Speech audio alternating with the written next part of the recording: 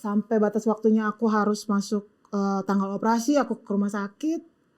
Terus udah itu pas di rumah sakit aku ditemenin sama si dua orang sister itu. Kok rasanya gue jahat banget ya gitu. Kemarin dulu gue mau matiin dia gitu ya kan, gue matiin dia. Salahnya apa gitu kan? Cuman karena gue nggak berani tanggung jawab aja kalau misalnya mungkin gue malu kalau misalnya nanti anak gue misalnya lahir cacat. Mungkin gue gue nggak berani untuk mengambil tanggung jawab atas apa yang udah gue lakuin gitu. Itu sih sebenarnya.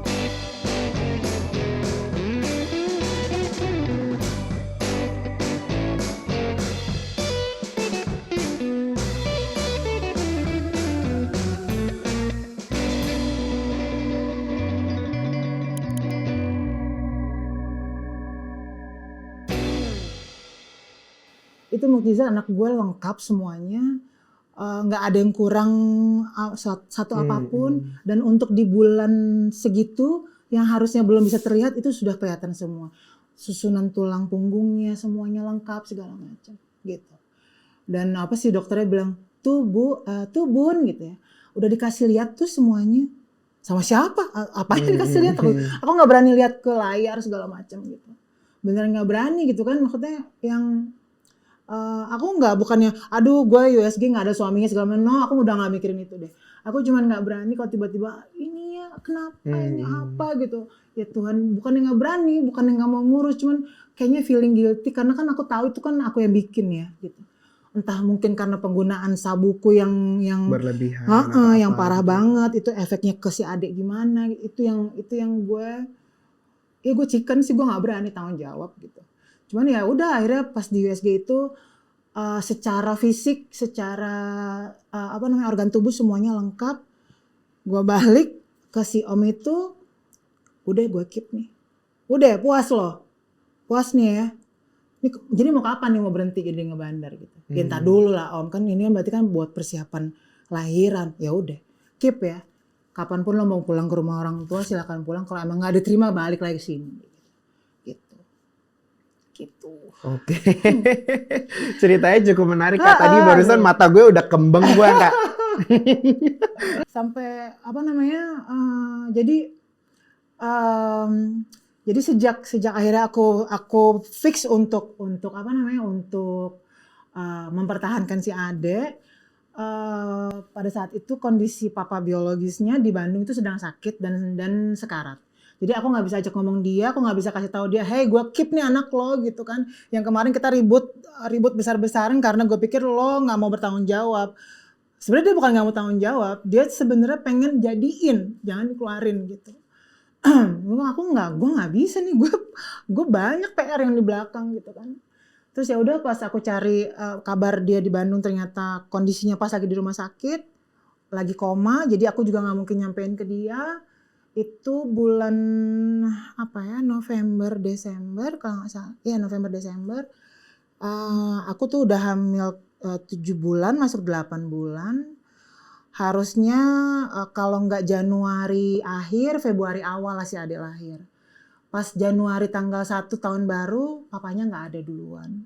Gitu. Jadi aku juga dapat kabar dari teman-teman LSM di Bandung, karena kan ini papanya kan juga anak komunitas juga ya gitu. Dikasih tahu kalau Dino nggak ada, Dino wafat, ini mau gimana semuanya. Itu yang aku nggak, kayaknya baru sebulan kemarin ya gue yakin nih gitu ya kan mau mempertahankan si Aris. Sekarang dia nggak ada gitu, mau ngapain gitu kan. Akhirnya aku tos-tosan aja, udah tante aku pulang akhirnya ke mama papa, aku pulang dengan udah perut sebesar itu. Aku udah berhenti jualan waktu itu karena udah nggak mungkin juga aku untuk aktivitas keseharian jualan dengan perut sebesar itu gitu. Akhirnya aku dibawa sama sahabatku, dianterin ke mama papa, ke mama duluan sih sebenarnya, ke mama duluan. Terus ya mamaku yang seperti biasa tahun-tahun sebelumnya dulu gitu kan, dia cuman oh ya udah gitu, ayahnya mau dijemput atau gimana kondisinya, sakit atau enggak bunda gitu kan, bisa pulang sendiri, ya udah suruh pulang. Tapi nanti gimana sama om? Udah om urusan mama gitu kan. Udahlah akhirnya aku pulang dengan udah nggak tahu bukan muka malu lagi ya, udah eh, apa ya? Aku udah nggak sanggup deh ngeliat mama kayaknya. Dia udah nggak ada air mata lagi kalau sekarang gitu kan. Dia cuman masuk mau makan nggak, lapar nggak gitu. Udah terus dipegang perut gue ini udah berapa bulan gitu kan. Ini harusnya sih tinggal bulan depan ya lahirnya, aku bilang gitu. Terus rencana gimana? Nggak tahu, nggak punya rencana apa-apa. Kan 2 hari yang lalu baru dikabarin almarhum nggak ada gitu kan. Mau boleh lihat, kan ini mama kan nggak tahu aku pacaran sama tuh orang, mau boleh lihat mukanya yang mana gitu. Terus udah aku kasih tahu hasil USG segala macem.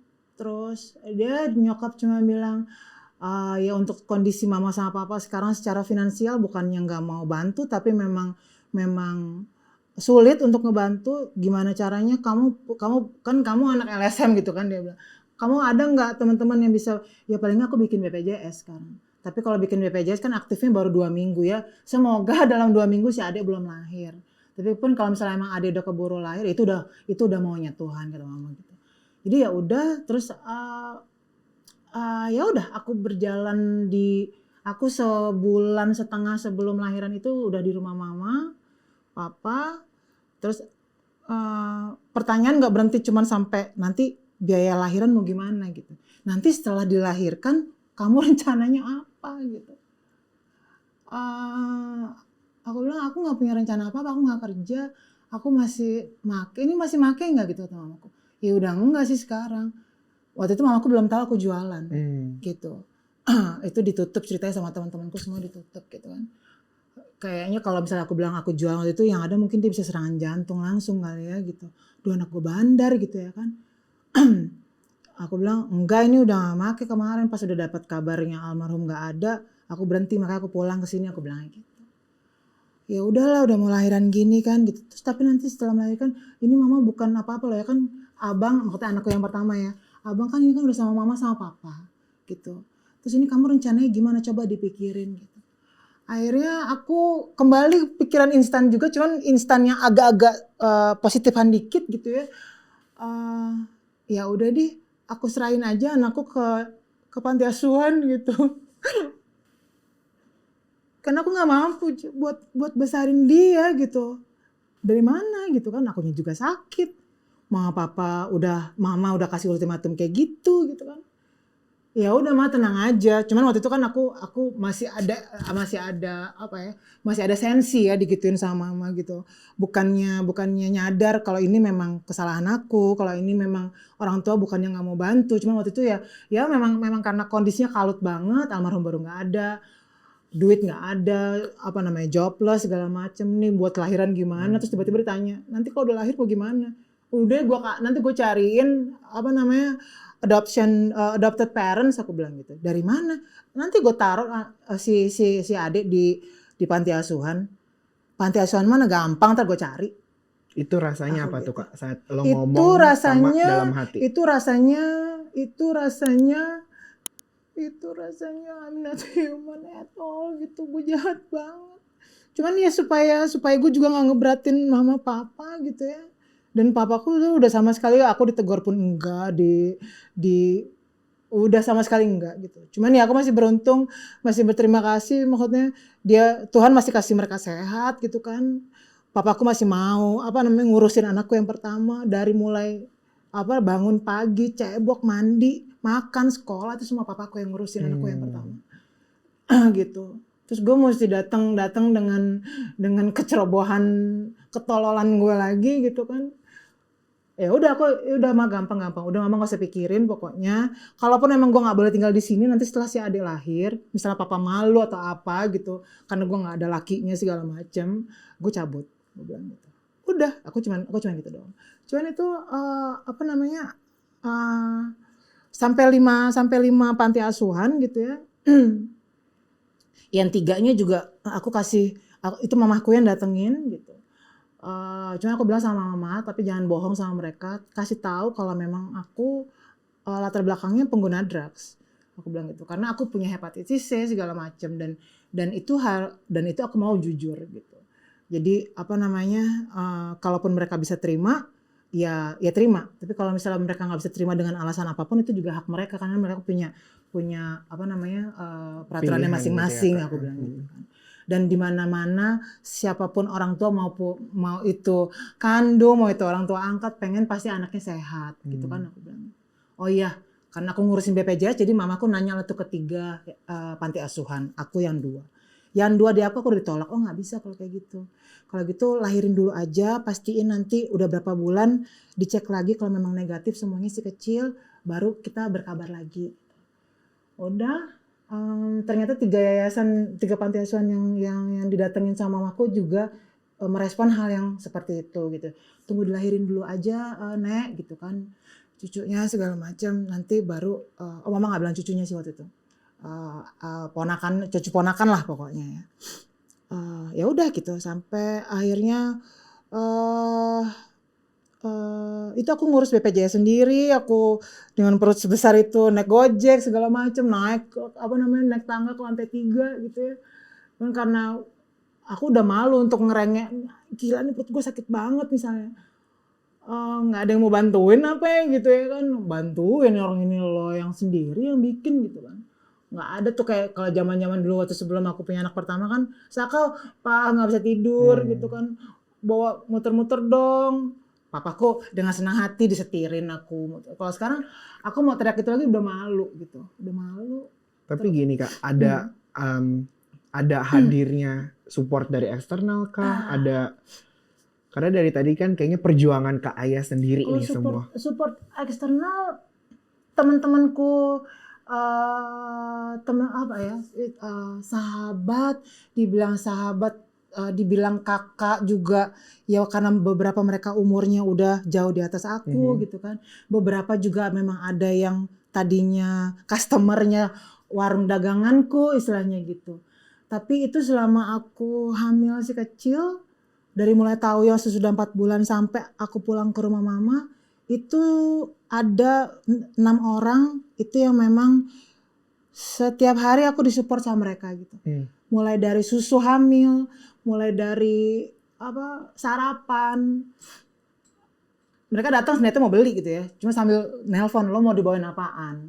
Lo mau susu nggak ada duit gue, ya nanti gue beliin kayak gitu. Jadi sampai begitupun pas mau lahiran kemarin, aku ada cerita lah sama 2 orang sister lah ya, 2 orang sister.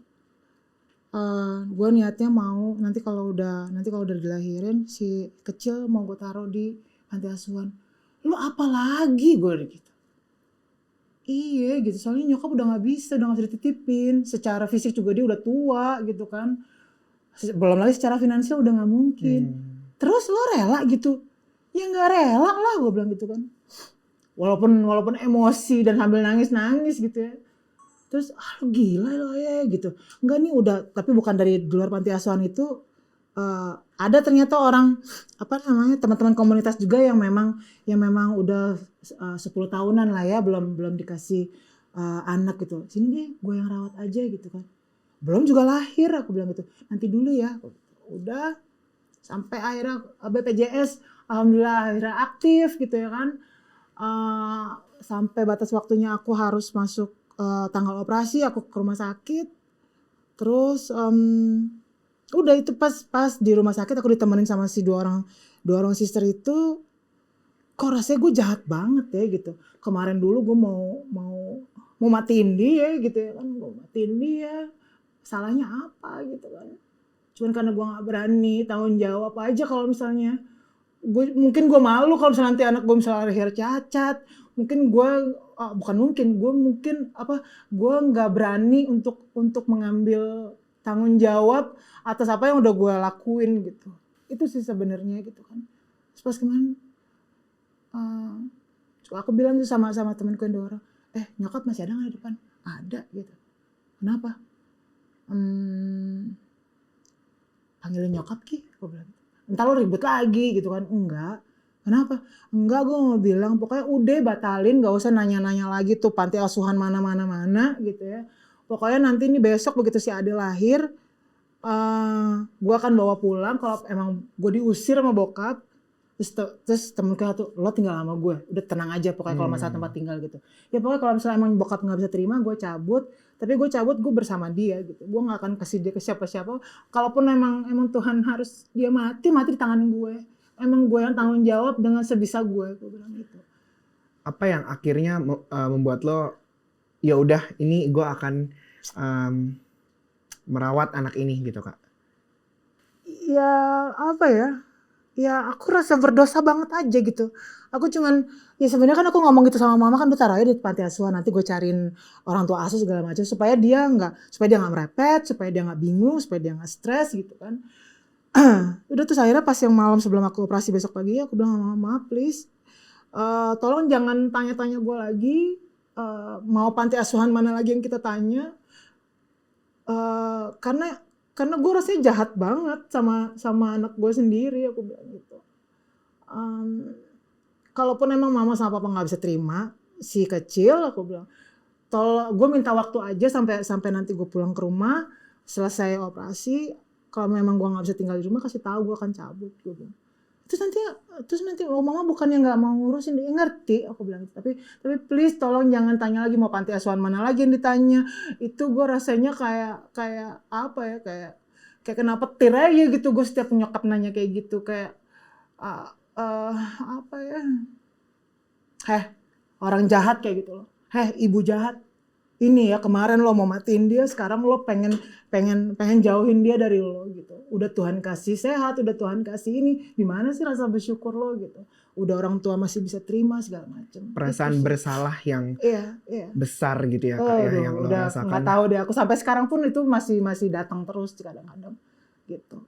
Kayak misalnya kalau ngeliat dia tidur malam-malam, ya ampun sedih banget sih, maafin Ami ya deh, aku suka gitu. Maaf aja, udah cuma maaf aja yang bisa. Kata-katanya udah nggak tahu lagi, udah maaf ya, udah gitu aja. Aku nggak, kadang-kadang misalnya kayak dulu pas kecil aku peluk gitu, maafin Ami ya, dia cuma bisa ngeliatin gitu. Kalau kayak sekarang, maaf kenapa Mi, udah bisa nanya. Emang Ami bikin salah apa gitu? Enggak ada. Gitu.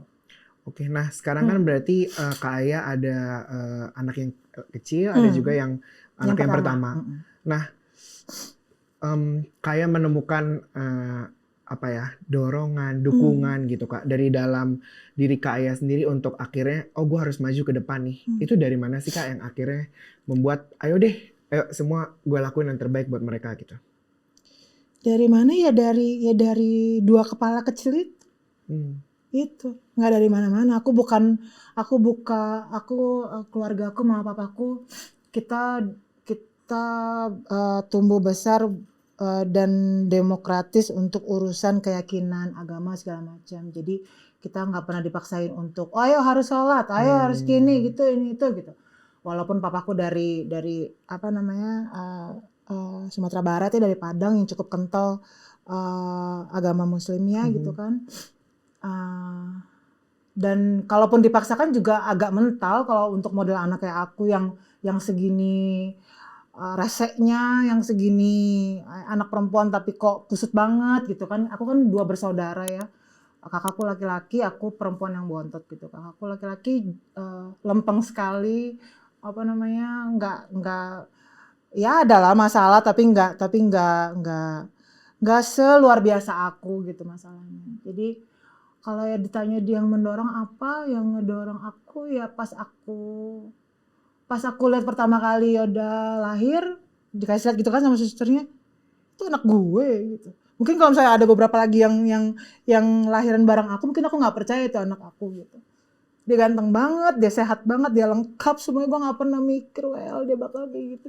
Sesempurna itu gitu loh Tuhan kasih dengan gue yang udah segini berdosanya gitu. Apa namanya, itu sih kayaknya yang kalau misalnya dirimu nanya apa ya doronganku, itu aja maksudnya ini nih udah bukti nyata nih gitu ya kan, dengan yang mau gue rusak, dengan yang mau gue ilangin, dengan yang mau gue apain seniatnya manusia. Tapi kalau emang Tuhan bilang jadi ya jadi gitu, emang dia kasih ya dia kasih, dan dia kasih ke gue. Gue sendiri ngerasa nggak pantas untuk dikasih itu gitu, karena sehat banget, karena apa namanya beratnya normal segala macem. Segala apa namanya status kesehatan setelah 1,5 bulan udah kita cek semuanya dia sehat, dia nggak ketularan apapun dari aku. Apalagi yang mau gue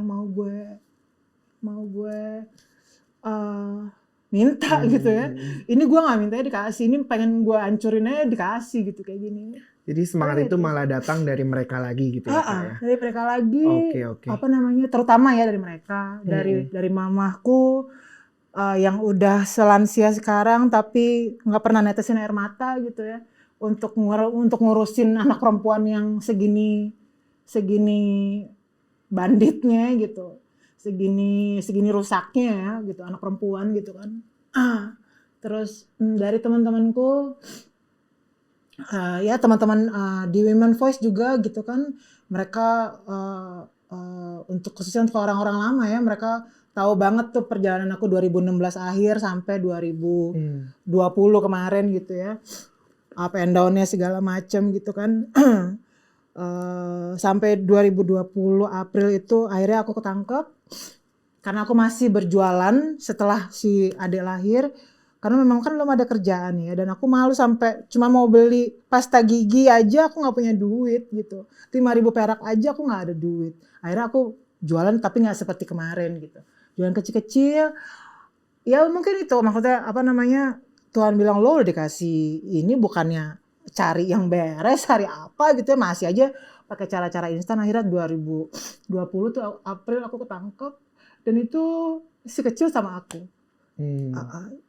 Jadi dia harus ngejalanin 10 hari di Polda ya waktu itu.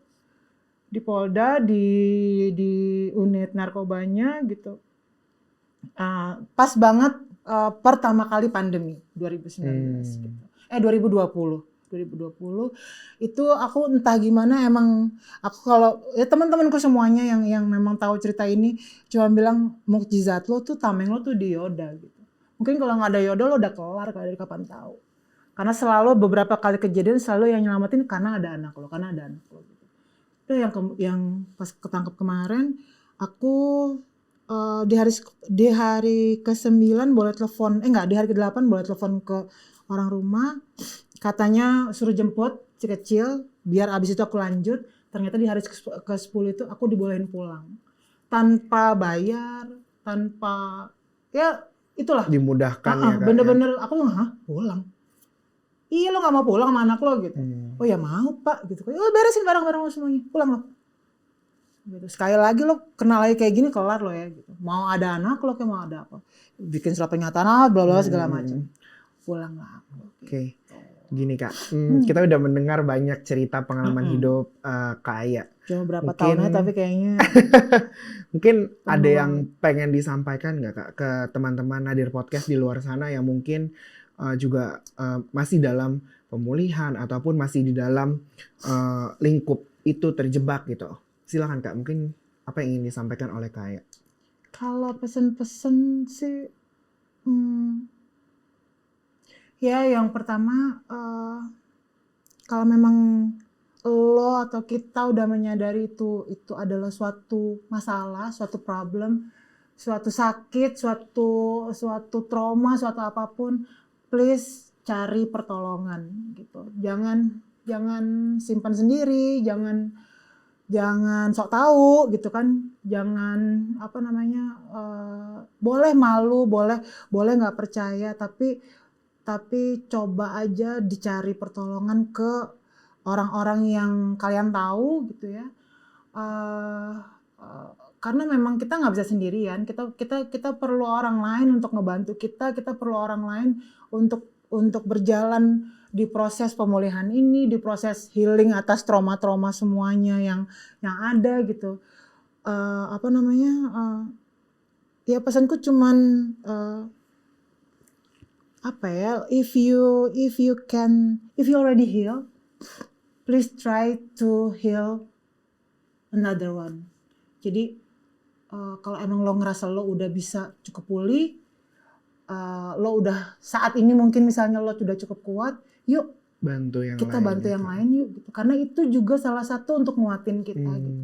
Misalnya kayak sekarang gitu ya, aku di Women Voice kayak, Kak gue pengen banget berhenti Kak, gini-gini segala macem, anak gue nggak boleh ketemu anak gue, terus kita coba pelan-pelan sampai dia akhirnya berhenti, dia bisa ketemu anaknya lagi, itu puas banget ya. Itu salah satu yang bisa rilis feeling guilty-ku kemarin terhadap untuk membantu orang gitu. yang sedang mengalami juga jadi ya Kak. Jadi jangan pernah pelit ilmu gitu ya, jangan pernah pelit ilmu dan itu yang tadi aku bilang, kalau misalnya memang teman-teman punya latar belakang yang sama dan lo saat ini merasa udah cukup kuat, sedang dalam pemulihan yang progresnya cukup baik, yuk kita sama-sama tolong teman-teman yang lain yang banyak banget yang butuh gitu, banyak banget yang masih terhambat, banyak banget yang masih dilanggar hak-haknya gitu kan. Terus ya kayak yang terakhir, memang support system itu yang paling utama sih sebenarnya, Well. Jadi aku nggak akan bisa main ke Nadir sekarang siang ini, nggak akan cukup pede untuk bercerita sekarang kalau misalnya gue nggak punya orang-orang yang sayang sama aku tulus gitu. Maksudnya ya orang tua sudah pasti ya, papa mamaku, anak-anakku dalam posisi umur mereka sekarang yang mereka belum ngerti. Mudah-mudahan pada saatnya mereka ngerti, mereka nggak akan menyesal lahir dari rahim seorang baby Virgaros Nurmaya gitu. Terus teman-temanku sama pasangan, aku punya pasangan yang ya Well juga kenal kan ya, dia cukup ya, jarang aku ketemu orang yang apa adanya gitu. Kemarin banyaknya ada apanya terus gitu ya kan.